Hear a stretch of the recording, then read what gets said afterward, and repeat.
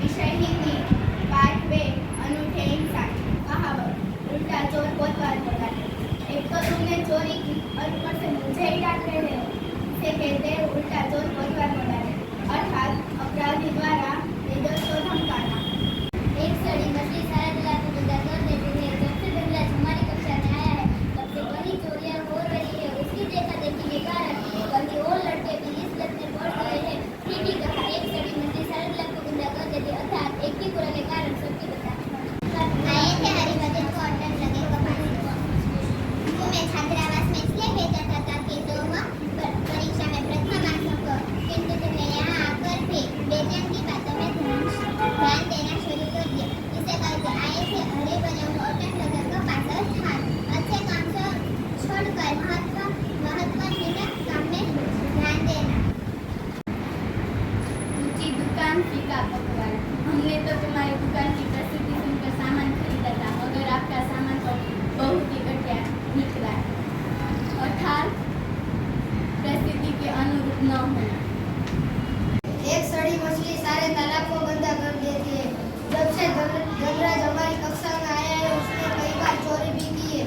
उस देखा देखी में कई और लड़के भी इस लत में पड़ गए हैं। सही कहा है, एक सड़ी मछली सारे तालाब को गंदा कर देती है, अर्थात एक के बुरे के कारण सबकी बदनामी होती है। बंगाली में आटा गिरा। गंगू पहले ही निर्गत था, छोटी सी नौकरी में अपना गुजारा करता था, अब तो वो भी चली गई। इसे ही कहते हैं बंगाली में आटा गिरा, अर्थात मुसीबत में और मुसीबत में। कोयले की दिलाली में आग लगा, उसका छत छोड़ दो, बड़ा गुंडा है तो मुझे ले बैठेगा। ध्यान देना ही कोयले की दिलाली में आग लगा, अर्थात बुरे के साथ रहने पर बुराई मिलती है। कहा राजा भोजन, कहा गंगू तेली। इस साधारण गायकी की तुलना लता मंगेशकर के साथ करना उचित नहीं है।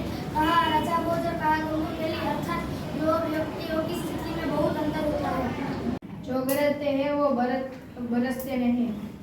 कमल ने इस बार 100 मीटर की दौड़ में प्रथम स्थान आने का दावा किया था। वो प्रथम तो क्या तृतीय भी नहीं आ सका। इसे कहते हैं जो बरसते हैं वो बरसते नहीं, अर्थात जो डींग मारते हैं वो काम नहीं करते। दमड़ी जाए पर दमड़ी न जाए।